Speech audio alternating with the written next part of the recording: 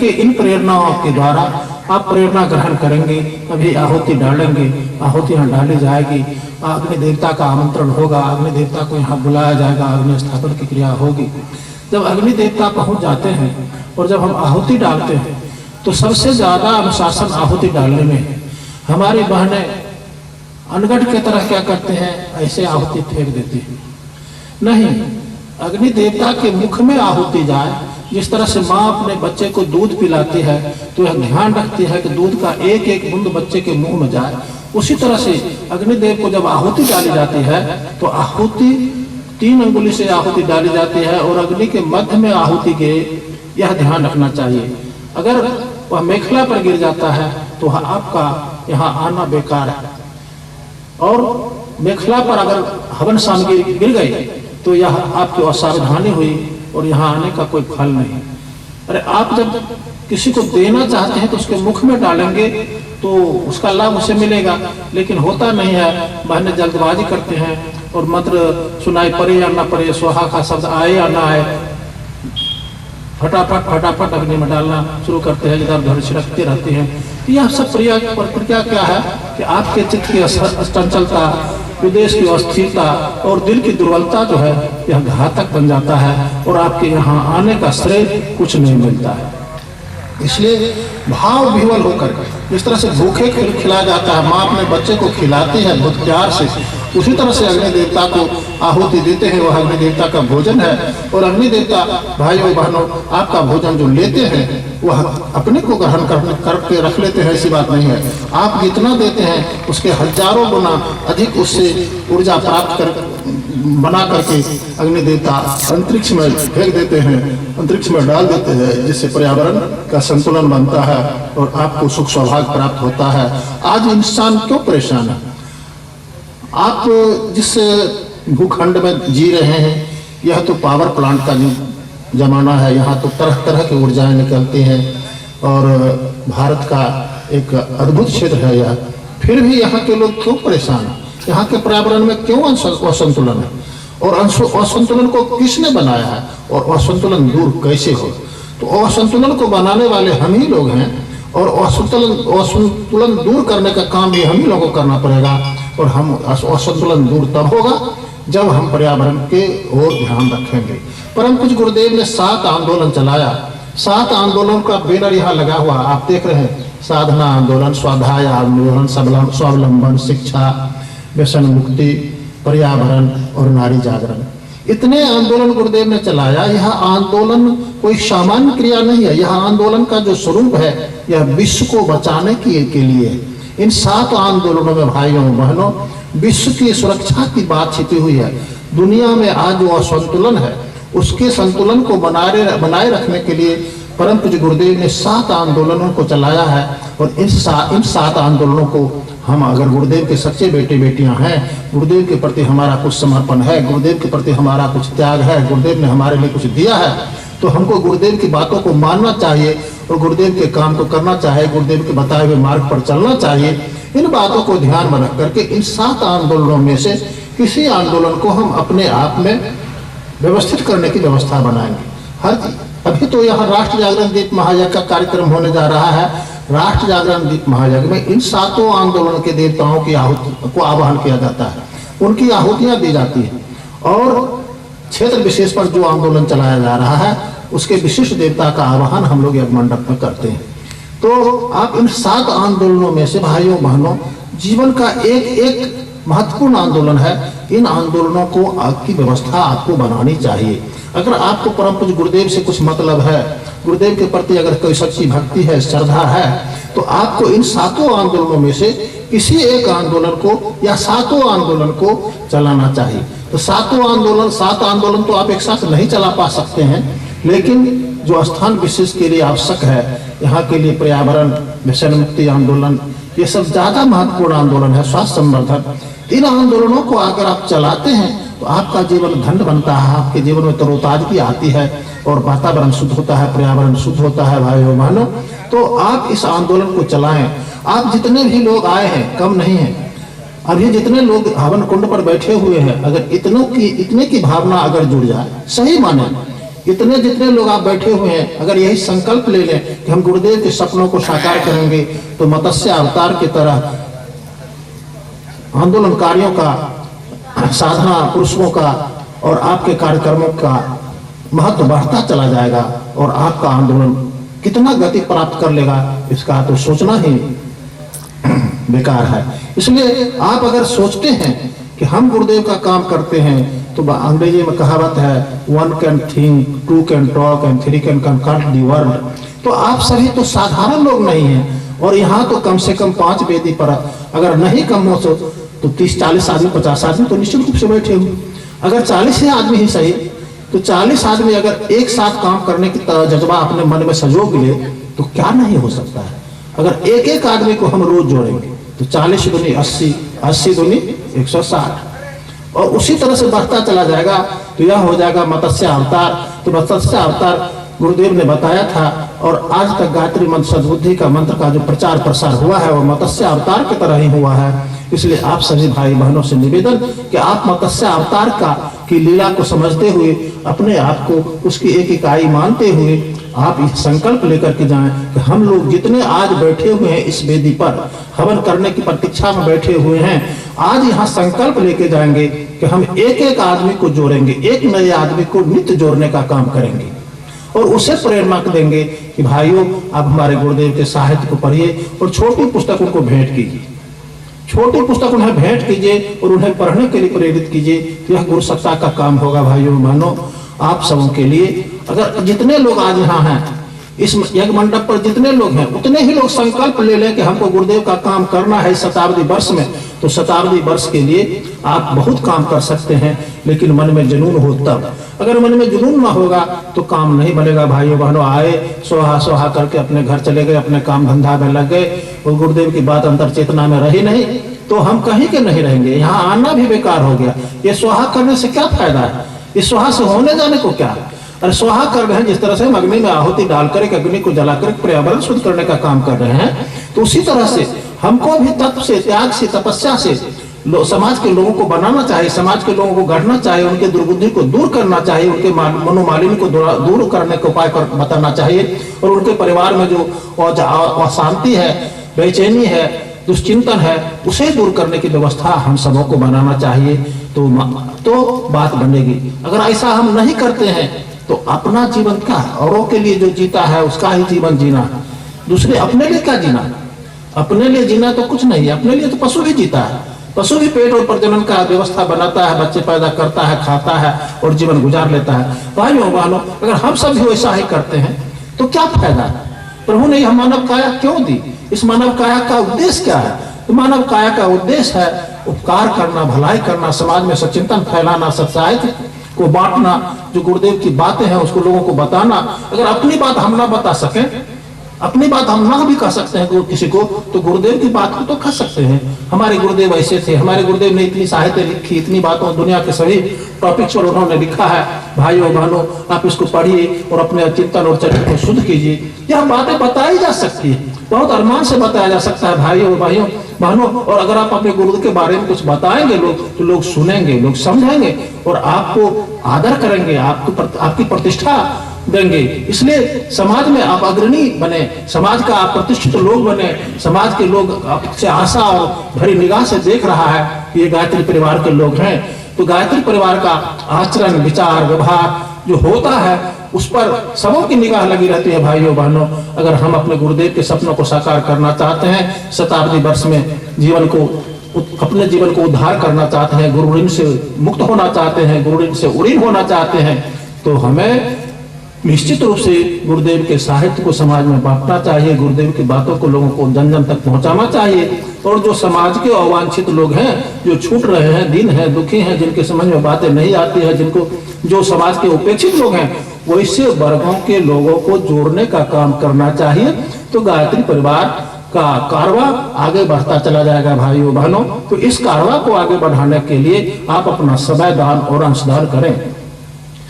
दानों में सबसे श्रेष्ठ दान होता है समय दान। भाइयों बहनों अगर समय दान आप करते हैं, आप 1 घंटा ही नहीं अगर समय दान करते हैं, 1 घंटा समाज के वैसे लोगों से मिलते हैं जिसने गायत्री मंत्र के बारे में नहीं जाना, गायत्री माता के बारे में नहीं जाना, परम पूज्य गुरुदेव के बारे में नहीं जाना, तो वैसे लोगों को जनाने का काम कीजिए, बताने का काम कीजिए कि हमारे गुरुदेव ऐसे थे। तो गुरुदेव की जीवनी के बारे में आप जानते हैं, गुरुदेव के त्याग और तपस्या बलिदान के बारे में आप जानते हैं।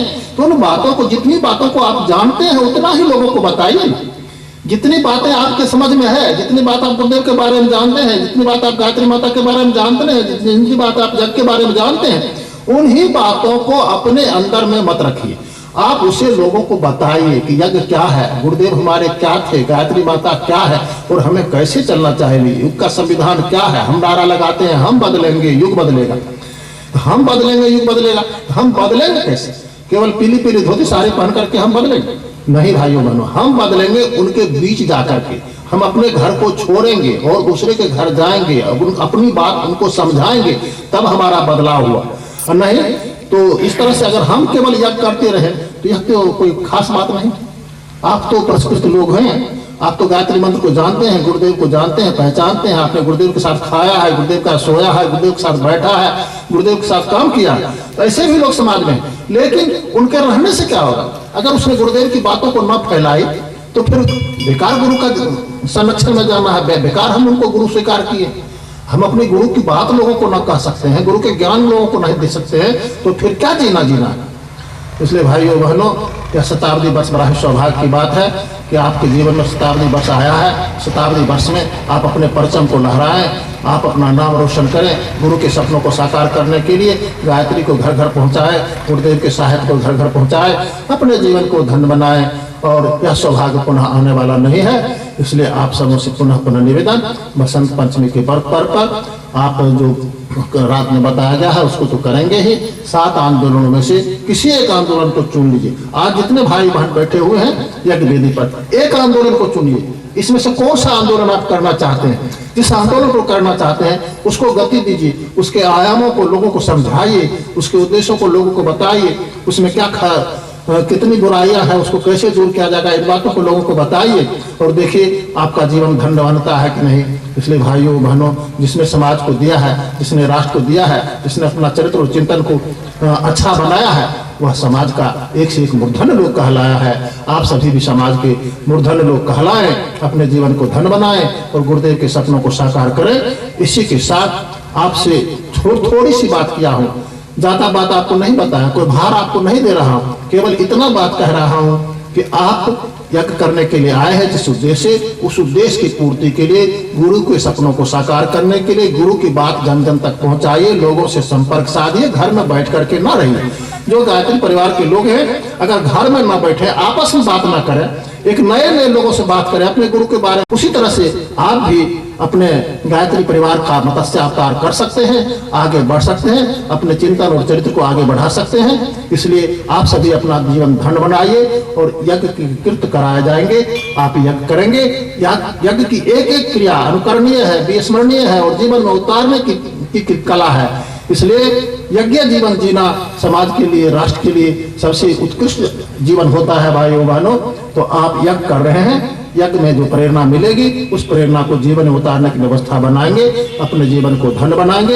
इसी के साथ अब हम अज्ञेय प्रक्रिया की ओर बढ़ते हैं और आपके मंगल कामना के साथ इसी जितनी बातें आपके सामने हमने रखी उसे परम पूज्य गुरुदेव की वाणी को समझते हुए, गुरुदेव की वाणी को ध्यान में रखते हुए आप अपने जीवन में उतारने की व्यवस्था। लता वृक्ष पर चढ़ जाती है, लता का बेल वृक्ष पर चढ़ जाती है, थोड़ा सा सहारा मिलता है, वृक्ष अपना कुछ देता नहीं, लेकिन एक सहारा देता है तो वह लता वृक्ष ऊपर चला जाता है। तो उसी तरह से गुरु हमको सहारा देते हैं और गुरु के सहारा के बल से हम आगे बढ़ने का काम करते हैं। इसलिए गुरु जरूर ही करना चाहिए, गुरु जरूर ही स्वीकार करना चाहिए।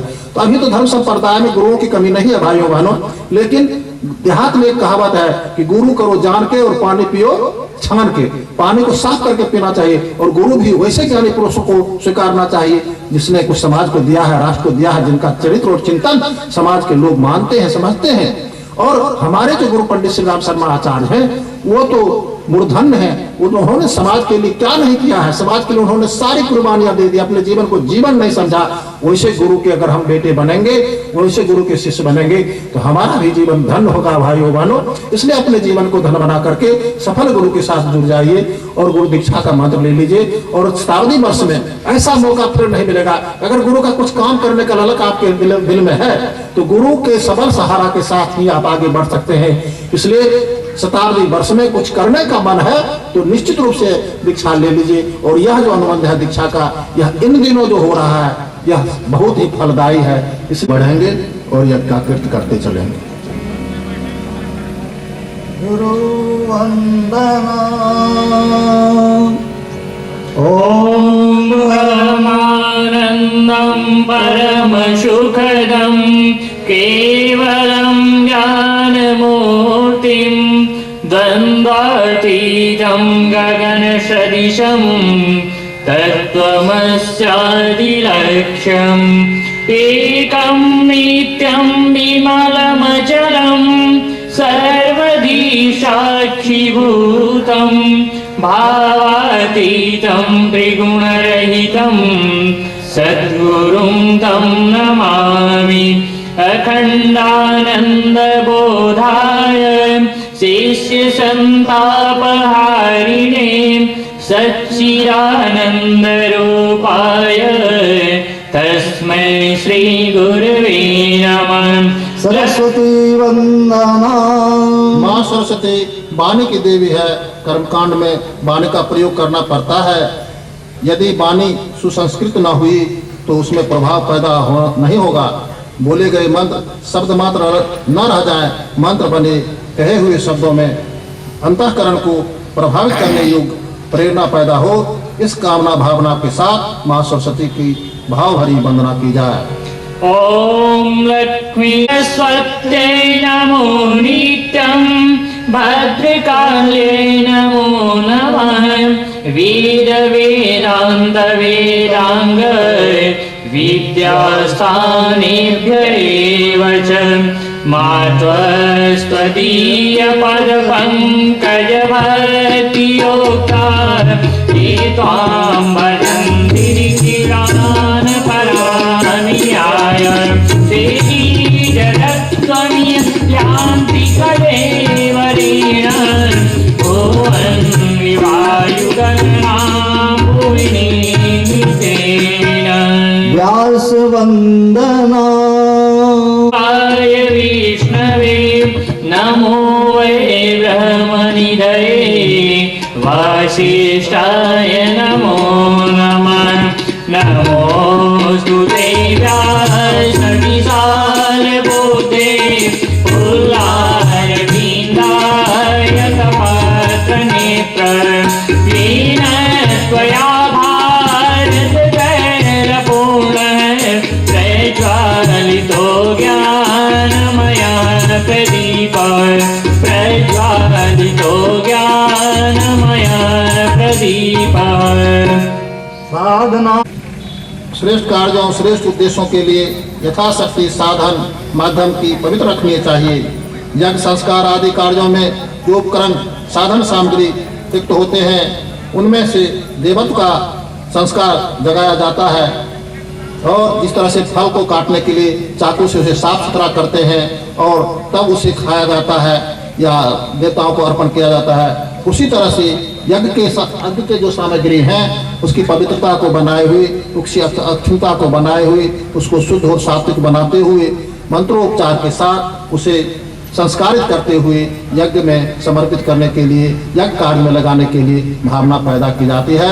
हरिश्रुतवं सोमवं सूर्यस्य दुहिता वारेण सरस्वतातना ॐ पुनन्तु मादेव जनाः पुनन्तु मनसा धियः पुनन्तु विश्वाभूतानि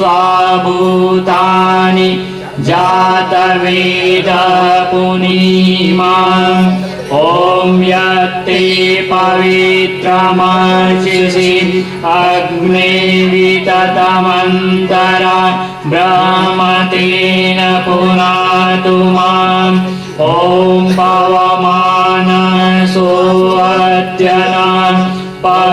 पवित्रेण विचर्षणि यपोतास पुनातु माम् ॐ वाप्यां देव सविता पवित्रेण सवेन च मामुनिः विश्वतः। मन के लिए याचक जो आसन पर बैठे हैं उनके स्वागतार जो विशेष स्वयंसेवक हैं उन पर अक्षत के छींटे लगाएं, उन पर पीले चावल की वर्षा करें। यहाँ से मंत्र बोला जा रहा है। ॐ भद्रं कर्णेभिः शृणुयाम देवा भद्रं पश्येमाक्षभिर्यजत्राम् स्थिरैरङ्गैः तुष्टुवाक्वं सस्तनूभिः व्यसेमहि देवैतं यदायुः। पवित्री धारण करना होता है। देव शक्तियों को पवित्रता प्रिय है, इसलिए हमें भी मान वाणी अंतःकरण से पवित्र होना चाहिए। पवित्रता के लिए अच्छा आपके पास जल है, जल को बाएं हाथ में रखेंगे और दाएं हाथ से उसे ढकेंगे और अपने समस्त शरीर पर मंत्र उच्चारण के बाद उसको छीटेंगे और ऐसा अनुभव करेंगे हम मान वाणी अंतःकरण से पवित्र हो रहे हैं, हमारी भावनाएं पवित्र हो रही है। और भाइयों बहनों, यह एक प्रक्रिया है। यह ॐ पवित्र